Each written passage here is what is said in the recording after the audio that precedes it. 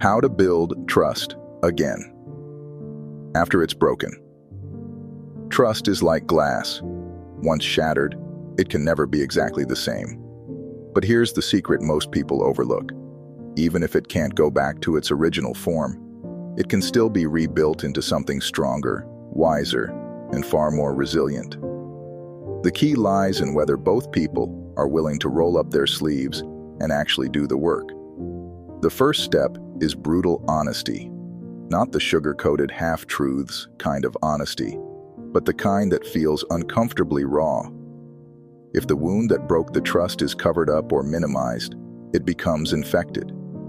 Healing starts only when everything is laid bare. Why it happened, how it felt, and what each person needs to feel safe again. Then comes accountability. Real accountability is not just saying, "I'm sorry."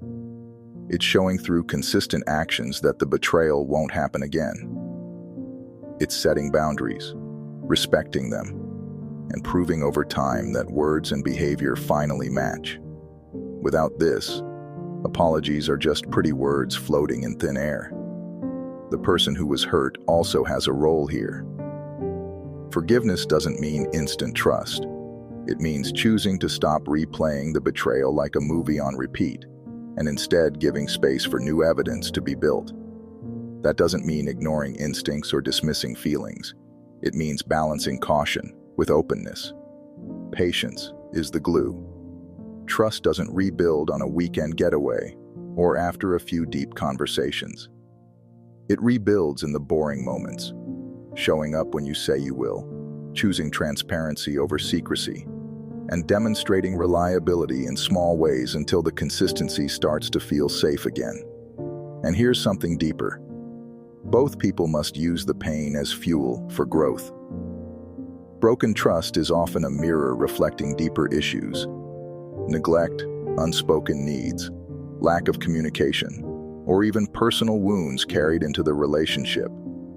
Healing isn't just about patching the surface.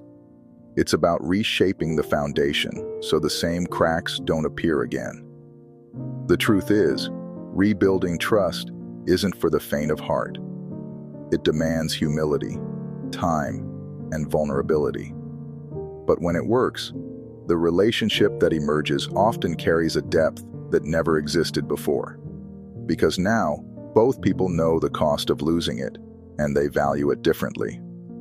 Trust, once broken, changes everything.